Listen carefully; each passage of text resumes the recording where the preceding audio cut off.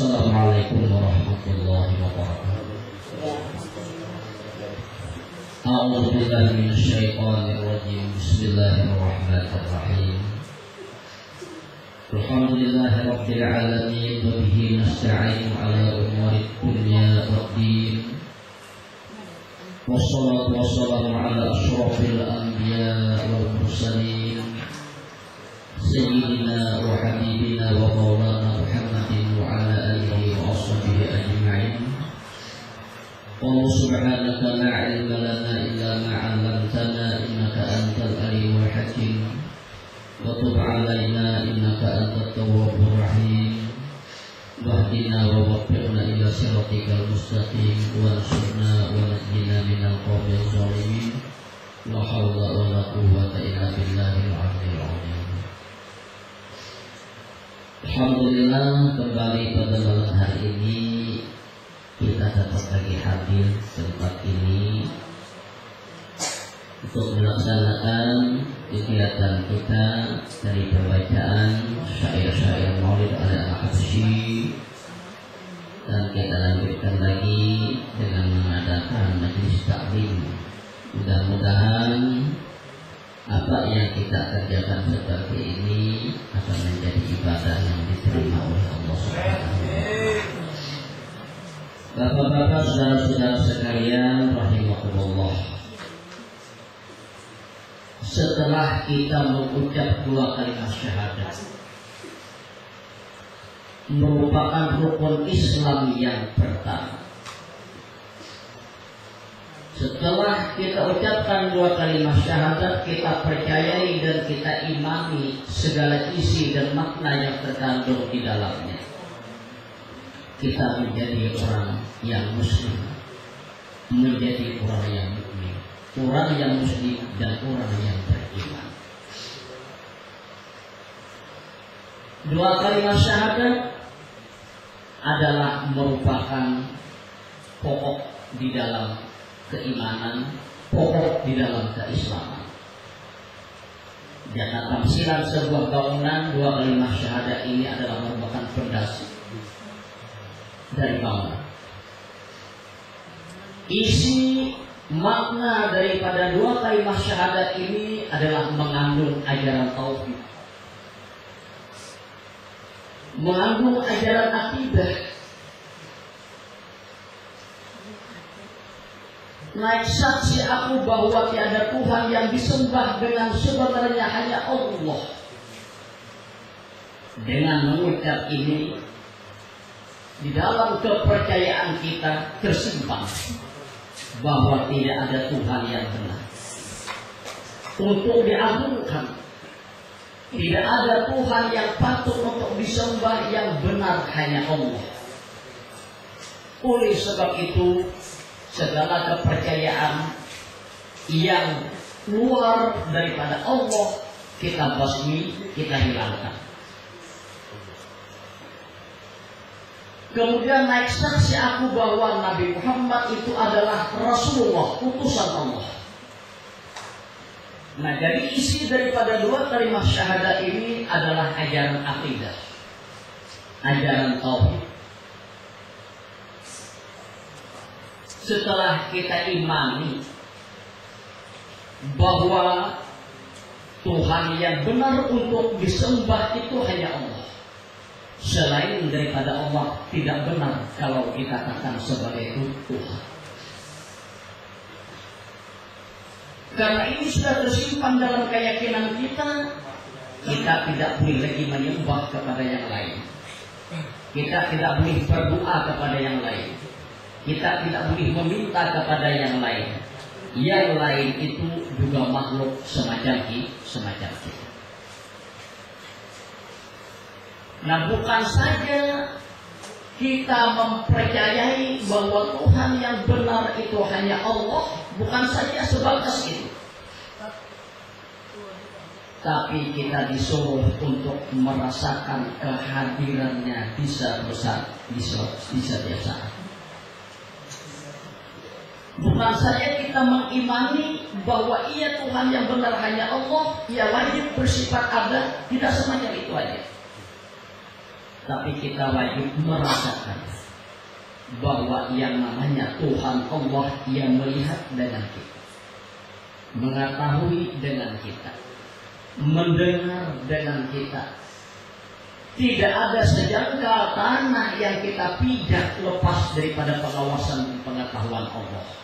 Dimanapun kita berada, kapanpun, sendirian atau di tengah orang banyak, tidaklah terlepas diri kita daripada pengawasan, penglihatan, pandangan, dan pendengaran Allah.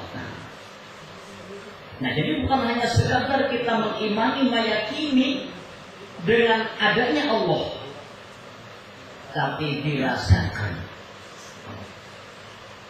bahwa Ia selalu mengawasi gerak-gerik kita, melihat, mendengar dengan diri kita dimanapun kita berada. Nah, setelah hal itu kita tanamkan di dalam keyakinan, maka kepercayaan kita ini tadi, keimanan kita, keyakinan kita ini, kita harus membuktikan.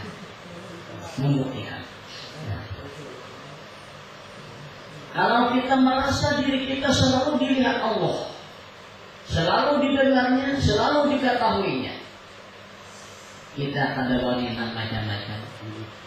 Walaupun kita dikala sendirian pada waktu. Nah, jadi setelah itu diwajibkan kepada kita untuk membuktikan dengan beribadah.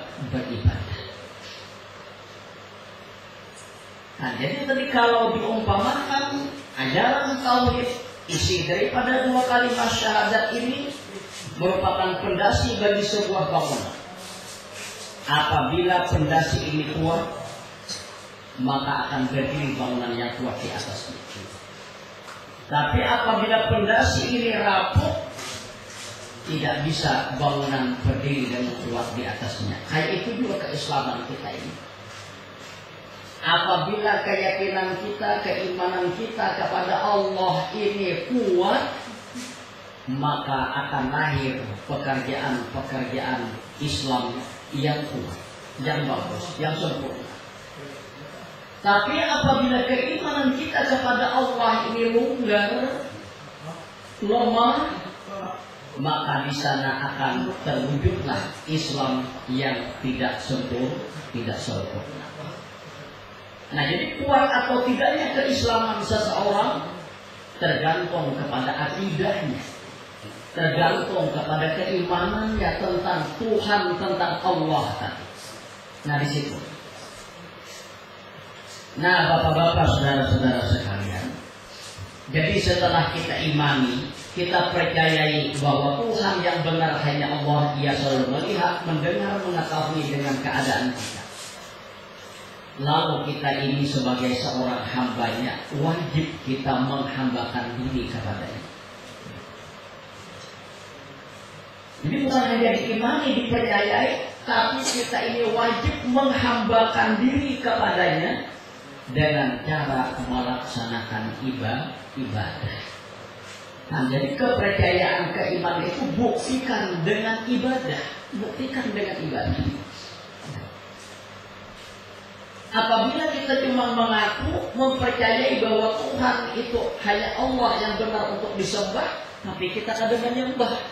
Nah, berarti kita belum mampu untuk membuktikan apa yang kita imani. Belum mampu kita mewujudkan apa yang kita percayai. Nah, jadi keimanan tadi kita buktikan dengan mengadakan ibadah kepada Allah kita.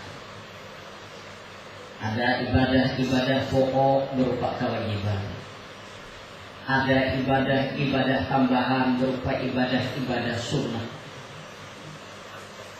Baik ibadah wajib atau ibadah sunnah kita kerjakan. Ini sebagai pembuktian daripada apa yang ada di dalam keimanan kita itu tadi. Nah, bapak-bapak, saudara-saudara sekalian, kalau di sini antara Islam dan iman ini selalu berkaitan. Tidak bisa, selalu berkaitan. Dari iman yang bagus akan lahir keislaman yang bagus. Dari iman yang lemah akan lahir keislaman yang juga bagus. Nah, jadi oleh sebab itulah keyakinan, kepercayaan kepada Allah merupakan isi daripada ajaran dua kalimat syahadat, diwajib ditanamkan benar-benar. Kita dituntut untuk membuktikan dengan ibadah kepada Allah Ta'ala. Jadi kerjakan. Semakin kuat keimanan seseorang, di sana akan lahir ibadah yang banyak. Semakin mantap keimanannya, akan lahir pelaksanaan ibadah yang begitu bagus. Nah, bapak-bapak, saudara-saudara sekalian, lalu di dalam perjalanan hidup kita ini, walaupun kita sudah mempercayai, mengimani, meyakini bahwa yang benar disembah hanya Allah, tapi terkadang di dalam pelaksanaan penyembahan ibadah ini terkadang masih banyak ditinggalkan oleh orang Islam itu sendiri tadi. Ini kenapa? Nah, itu jawabannya tadi. Karena keimanan, kepercayaannya, keyakinannya masih kurang. Karena masih kurangnya keimanan, masih kurangnya keyakinan, lalu pelaksanaan terhadap ajaran-ajaran Islam ini nihil.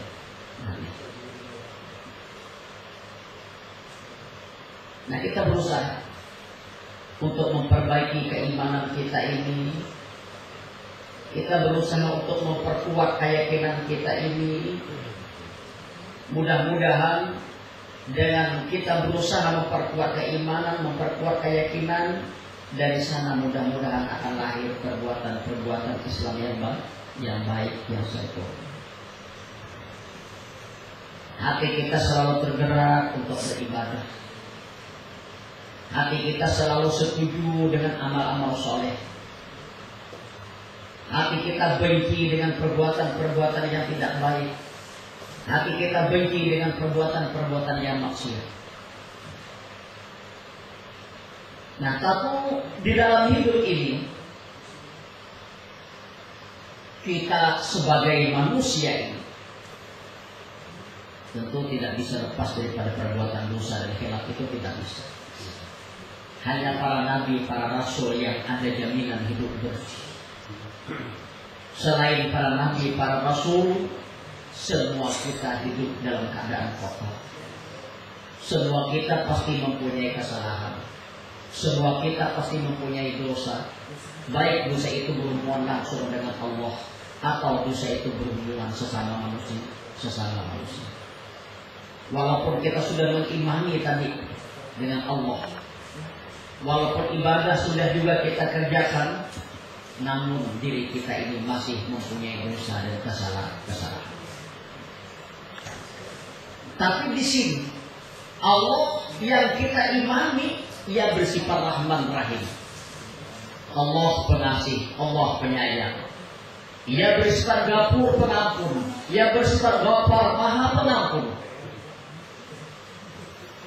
Segala dosa kesalahan yang kita kerjakan, segala kemaksiatan yang pernah kita kerjakan, kalau kita hidup ini merasa salah, merasa berdosa, merasa zalim, kita disuruh oleh Allah Ta'ala untuk segera bertobat, untuk bersegera bertobat. Sebanyak apapun kesalahan kita, sebesar apapun dosa kita, sebanyak apapun kemaksiatan yang pernah kita lakukan, kalau kita beriman kepada Allah, Ia Maha Pengampun, Maha Penyayang, Maha Pengasih, kita bertobat minta ampun kepadanya, Allah pasti akan mengampuni. Allah pasti akan mengampuni. Karena Tuhan yang menyuruh minta ampun ini, karena Tuhan yang menyuruh bertobat, Karena ia yang menyuruh bertobat, pasti ia akan memberikan ampunan. Asal benar-benar meminta ampun, bertobat kepada Allah Ta'ala. Tuhan Maha tahu, Tuhan Maha mendengar, melihat dengan keadaan kita. Ia tahu manusia ini tempat salah, tempat hilaf. Tuhan mengetahui manusia ini banyak dosa apa segala. Makanya Tuhan menyuruh supaya segera bertobat. Ia yang menyuruh kita bertobat, berarti ia bersedia untuk memberikan ampunan sebesar apapun. Nah, jadi semacam ini. Dosa yang berkaitan langsung dengan Allah Ta'ala, minta ampunlah kepada Allah, tobatlah kepada Allah. Ada dosa yang berkaitan sesama umat manusia, minta halal, minta ridha kepada manusia tersebut. Apabila benar-benar kita tobat, benar-benar kita istighfar kepada Allah, minta ampun, Tuhan akan memberikan ampunan sebesar apapun dosa yang pernah kita lakukan. Asal kita tadi benar-benar beriman kepada-Nya. Nah, setelah kita ini meminta ampun, bertobat kepada Allah, kita berusaha untuk memperbaiki perjalanan hidup kita ini. Nah, coba nasuhahnya. Kadang sebagian orang, aku jarak satu kota dulu bertobat kayak aja. Kalau kota gawi pulang, nah kalau tak kerja pulang, berarti itu sudah direncana pulang nih. Nah, sudah direncana pulang. Ya, Tuhan menyuruh bertobat, ya kita bertobat. Berusaha kita menahan diri. Andai kata suatu saat kita kembali terlibat ke dalam perbuatan salah itu. Suatu saat kita kembali mengerjakan suatu dosa itu, karena kita sudah tobat. Jadi kayak apa ini? Apa ada bertobat lagi? Enggak. Kita disuruh bertobat sebanyak-banyaknya. Sering-sering bertobat. Kenapa sering bertobat? Karena Tuhan tahu manusia suatu saat bersalah, minta ampun, kayaknya ini bisa pulang bersalah. Jadi sering-sering bertobat. Asal kita jangan merencanakan perbuatan-perbuatan salah. Begitu kita bertobat, berusaha untuk membendung diri kita, menahan diri kita. Tapi suatu saat misalnya terlaksana lagi kemaksiatan itu, ya Tuhan tetap bersedia untuk memberikan ampunan. Bukan ada lagi bertobat, tetap disuruh untuk bertobat. Nah, cuma yang namanya tobat dalam Al-Quran, yang namanya taubatan nasuha, taubat yang benar, taubat yang sungguh-sungguh, kita pertama harus merasa diri kita ini bersalah, diri kita ini berdosa. Tidak akan mau terlaksana taubat ini kalau orang itu tidak merasakan dirinya berdosa. Tidak akan mau terlaksana taubat kepada Allah kalau orang itu tidak merasakan dirinya ini bersalah. Ada mau? Jadi yang pertama, si manusia itu harus mengakui dirinya sebagai manusia yang kotor, manusia yang banyak kesalahan, manusia yang banyak dosa. Nah, setelah hal itu dikakui, dirasakan, lalu istighfar kepada Allah, minta ampun, angkat janji dengan Tuhan, tidak akan kembali lagi kepada dosa yang telah dikerjakan. Timbul penyesalan di dalam diri kita, timbul penyesalan di dalam hati dengan kesalahan dosa yang ia kerjakan. Sebagian orang ada yang sampai menangis. Menangis kenapa? Ingat dengan dosa yang pernah ia kerjakan, ingat dengan kemaksiatan yang pernah ia kerjakan, ingat begitu dahsyatnya ajab Allah, ingat begitu besarnya siksa Tuhan terhadap orang-orang yang berdosa. Karena ingat macam-macam semacam ini sampai menangis. Berarti di sini penyesalan itu sudah merasap di dalam diri. Nah itulah namanya taubat nasuh, taubat nasuh. Yang terkadang kita di dalam hidup ini cuma istighfar kepada Allah, istighfar. Tapi di dalam hati kita kadang-kadang udah timbul rasa penyesalan itu.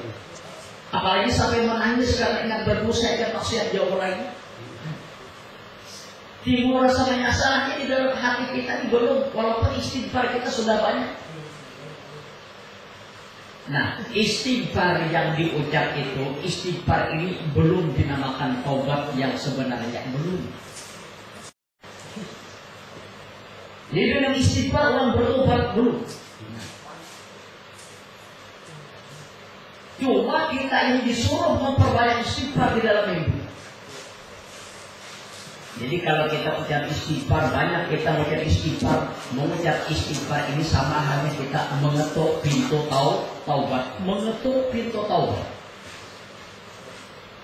Diperbanyak istighfar.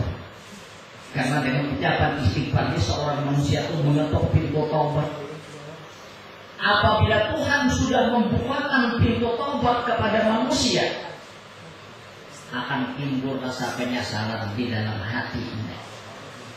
Timbul rasa menyesal dengan dosa, berarti orang itu sudah sampai kepada yang namanya taubatan nasuh, taubatan nasuh.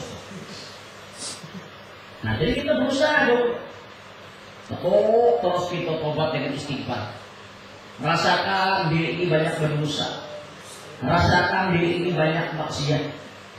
Mudah-mudahan dengan sering istighfar, sering mengakui kebanyakan dosa, sering mengaku banyaknya maksiat, mudah-mudahan Tuhan membukakan pintu taubat.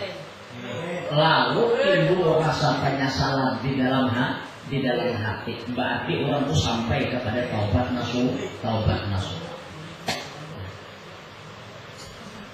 Jadi perbanyakan istighfar dalam hidup ini.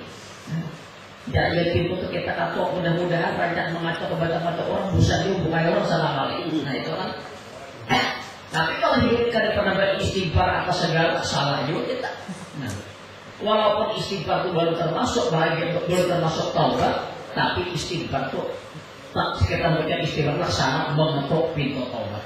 Dengan istighfar berarti orang mengetuk pintu taubat. Nah, rasakan diri berdosa, rasakan diri maksiat, perbanyak istighfar. Mudah-mudahan suatu saat Tuhan memberikan kesadaran. Lalu timbul penyesalan di dalam hati kita ini. Timbul rasa menyesal dengan dosa. Nah berarti di saat itu pintu taubat sudah dibukakan oleh Allah Ta'ala. Kan sangat baik.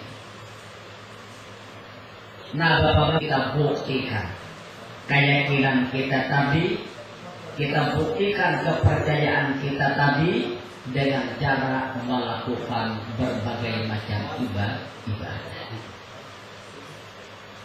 Kalau hidup ini cuma meyakini dengan adanya Allah, tapi kita tidak melakukan ibadah, tidak melaksanakan ibadah di dalam hidup, ya berarti orang bilang aliran kepercayaan kan? Nah, kita bukan aliran kepercayaan.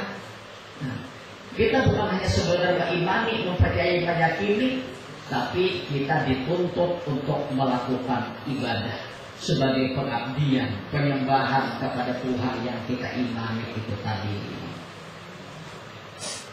Tidak ada di dalam ajaran Islam ini ajaran bagaimanapun tingginya derajat manusia tidak bisa lepas kewajiban. Tidak bisa. Ilmu apapun yang kita pelajari, tidak ada ilmu dari Rasulullah yang membebaskan manusia dari berbagai macam kewajiban kadada. Nah, apalagi kalau ini tidak ada menusuk ajaran-ajaran di tengah masyarakat kita ini. Bila kita berguru lawan inya mengaji, rupanya ilmunya itu istimewa banget. Bila mengaji lawan inya itu akhirnya dengan ilmu yang diajarkannya, sembahyang aja yang ada wajib-wajib bebas sudah tamat sembahyang. Nah, Malah ada lagi apabila sampai makam dengan ilmu yang ia ajarkan, tidak ada lagi kewajiban dan tidak ada lagi yang haram bagi dirinya. Semuanya anduri. Ada lagi yang haram, ada lagi yang wajib, semuanya anduri. Karena sudah sampai makam yang sangat tinggi di sisi Allah dengan ilmu yang diajarkan guru tadi. Nah, dia ada. Andai kata kalau misalnya lantaran tinggi banget sudah ilmunya, tinggi pengenalannya kepada Allah, sehingga misalnya bebas kewajiban, barangkali Rasulullah nambah dahulu. Nah, Rasul kurang apanya lagi? Tapi tidak, malah sebaliknya. Semakin tinggi makam orang di sisi Allah, semakin tinggi derajat orang di sisi Allah, ibadahnya makin semakin kuat. Semakin tinggi ilmu pengenalannya kepada Allah, ibadahnya semakin mantap. Nah, bukan semakin kurang, semakin kenal kepada Allah ibadahnya semakin kurang, enggak? Semakin giat ibadahnya, semakin banyak ibadahnya. Karena bukti kan, semakin orang meyakini, mengimani dengan Tuhan, semakin mantap keimanan kepercayaannya, semakin bagus ibadahnya kepada Allah. Ini maksudnya iman. Nah, jadi tidak ada satu ilmu yang mengajarkan bahwa kewajiban ini bisa lulus, bisa tamat, bisa habis. Tidak ada. Ibaratnya ada, jangan akan mengikuti, itu ilmu salah. Nah, ilmu salah. Malah ada lagi pendapat sembahyangnya dia cukup seumur itu cuma sekali. Nah, bila sudah diterima oleh Tuhan, ya sudah, tak usah lagi. Nah, bebulik-bulik itu ya kada yakin dengan diterima. Nah, ya nggak kada yakin nih, kita bebulik-bulik kita kada tahu diterima Tuhan apa tidak, kita belum tahu. Nah, selain itu pula, andai kata diterima Allah juga, berarti habis kewajiban, kada usah lagi, kada ada juga. Memang yang namanya kewajiban sudah ditetapkan, andai kata sembahyang ya sekian waktu dalam sehari semalamnya saya itu. Bagaimanapun alimnya manusia, bagaimanapun tinggi martabatnya, derajatnya, Anda bisa mengurang daripada itu. Nah, jadi kita berusaha. Setelah kita imani, kita percayai, kita yakini dengan seyakin-yakinnya, kita wujudkan keyakinan tadi dengan melaksanakan berbagai macam ibadah kepada Allah Subhanahu wa Ta'ala. Andai kata di dalam hidup kita, bukan andai kata di dalam hidup kita ini barang pasti sudah banyak dosa kesalahan yang kita kerjakan. Janganlah kita berputus asa untuk bertobat kepada Allah, minta ampun kepadanya. Berbanyak istighfar di dalam hidup, akui diri sebagai seorang yang zalim, seorang yang banyak dosa, banyak kesalahan, banyak maksiat. Yang mudah-mudahan suatu saat Tuhan akan membukakan hati kita ini dengan sesadar-sadarnya. Lalu timbul rasa penyesalan. Timbul rasa penyesalan dengan maksiat, dengan dosa yang pernah ia kerjakan. Nah, maka dengan sedemikian orang sampai kepada yang namanya taubat nasuha. Allah pasti akan memberikan ampun, memberikan ampun. Ada manusia yang bersih suci dari dosa selain para nabi dan para rasul yang ada jadinya. Semua kita sampai para aulia pun juga ada dosanya kepada Allah. Nah, tapi yang namanya ujar Rasulullah, khairul, sebaik-baik orang yang bersalah adalah orang yang suka bertobat. Nah, setiap manusia pasti bersalah. Kullu bani Adam khata'una wa khairul khata'ina at-tawwabuna. Setiap manusia itu pasti bersalah.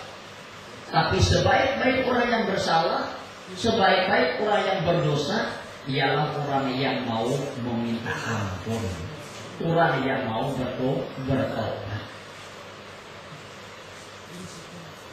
Nah, oleh sebab itu Bapak-bapak, saudara-saudara sekalian, karena Tuhan yang menyuruh meminta ampun tadi, karena Tuhan yang menyuruh bertobat tadi, berarti ia pasti akan memberikan ampunan kalau kita benar-benar meminta ampun kepadanya. Kesalahan yang langsung kepada Allah, minta ampun kita kepada Allah. Kesalahan sesama yang manusia, kesalahan yang menyangkut sesama manusia, kita minta halal, minta ridha kepada sama manusia yang pernah kita lakukan salah kepadanya. Memang sebetulnya minta halal, minta ridha. Jadi kalau misalnya andai kata kita lihat kesalahan terhadap sesama manusia ini memang sulit, memang sulit.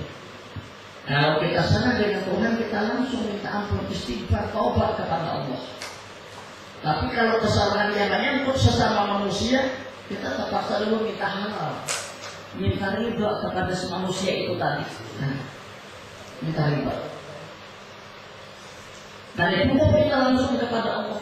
Andai kata misalnya orang yang pernah kita lakukan salah, kita ada ketemu lagi, ada tahu lagi orangnya di mana inya, ya kita berharaplah kepada Allah, langsung kepada Allah minta ampun. Mudah-mudahan kesalahan sesama manusia yang tidak kita kenal lagi, yang kita kada tahu lagi, mudah-mudahan juga bisa mendapat ampun. Nah, jadi semacam inilah yang namanya manusia. Tentu sesama manusia ini ada salah. Cuma kita ini semacam ini. Andai kata orang ada meminta ampun lawan kita, minta halal lawan kita, jangan berat hati kita memberikan maaf. Jangan berat hati kita memberikan ampunan, memberikan halal kepada orang. Apabila kita ringan hati memberikan maaf kepada orang, memberikan halal kepada orang, dosa kita lawan orang kayak itu juga akan mudah dimaafkan oleh orang. Dosa kita lawan orang akan mudah diampuni oleh orang. Rupanya malaikat menggetarkan hatinya kan semacam itu. Kenapa? Apabila bisa orang minta ampun, minta halal lawan kita kadang akan memberikan maaf. Dosa kita lawan orang kayak itu juga sulit untuk dimaafkan oleh orang. Bukan orang aja bisa berdosa dengan kita. Bukan orang aja yang bisa bersalah lawan kita.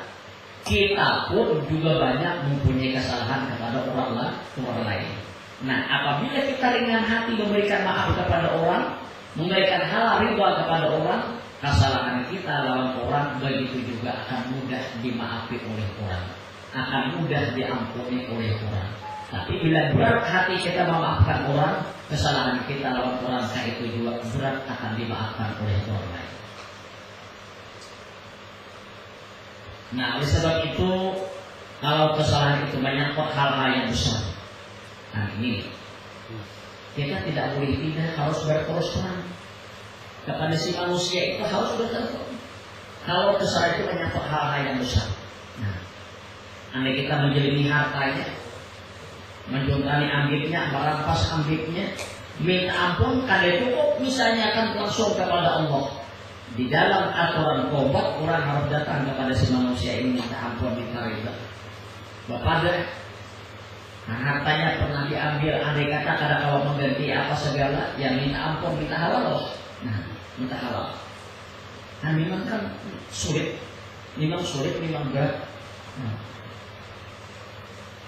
makanya Rasulullah sangat khawatir. Sangat khawatir. Yang namanya kesalahan sesama manusia ini, masalah meminta ampunnya ada bisa langsung kepada Allah. Terpaksa dulu kepada manusia yang pernah kita lakukan salah kepadanya. Nah, bapak-bapak, saudara-saudara sekalian, cuma tadi semacam ini. Nah, yang namanya kita sesama manusia pasti ada kesalahan.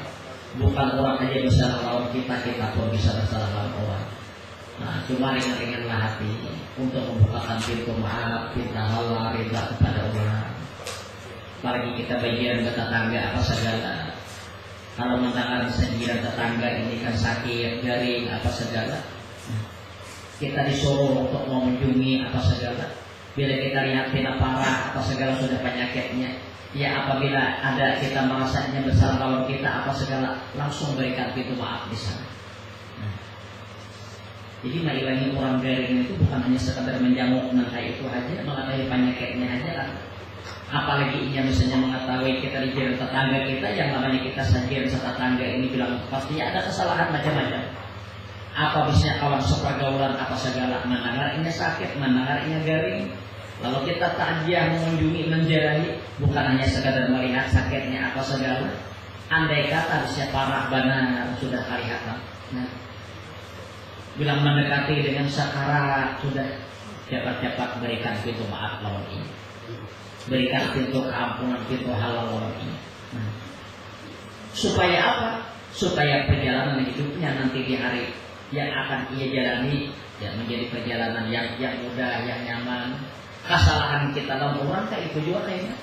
Nah, orang akan mudah memberikan pintu kemaafan. Paribasanya biar kita ada mengucap minta ampun, minta maaf, orang sudah berdahulu memberikan pintu maaf. Orang sudah berdahulu memberikan ampunan. Nah, jadi semacam itu.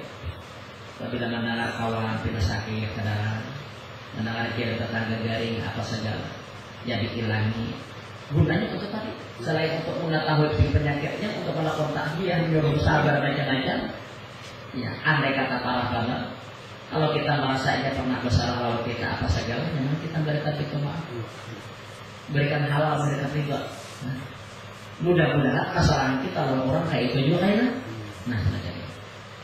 Nah, bapak-bapak, saudara-saudara sekalian yang perlu hormati, nah, jadi semacam inilah perjalanan hidup kita ini tadi. Nah, tidak ada yang bersihnya, tidak ada yang sucinya. Hanya para nabi, para rasul yang ada jaminan hidup bersih, hidup suci. Selain mereka tentu ada punya kesalahan, punya dosa apa segala. Tapi yakinlah tadi Tuhan menyuruh kita minta ampun, bertobat, berarti ia pasti akan memberikan ampunan, memberikan maaf. Di dalam hidup ini perbanyaklah istighfar.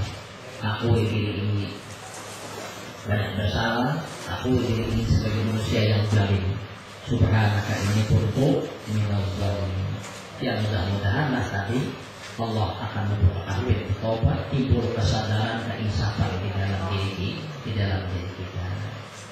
Karena apalagi dengan kita dengan umur semakin berdoa, ada semakin beranu, kematian semakin dekat, apa segala.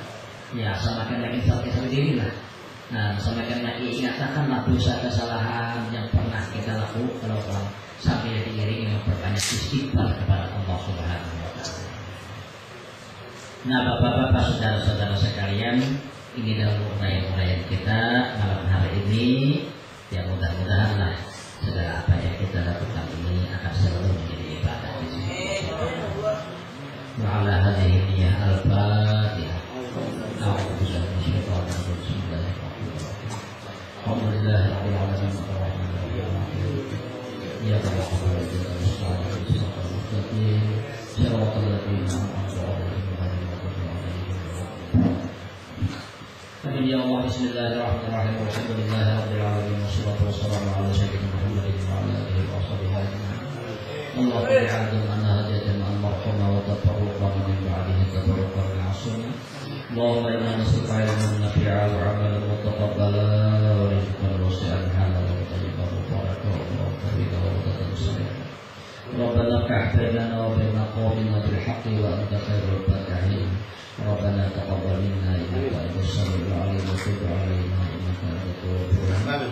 Sallallahu alaihi Muhammadin wa alihi wa sahbihi. Subhana rabbika rabbil izzati amma yasifun.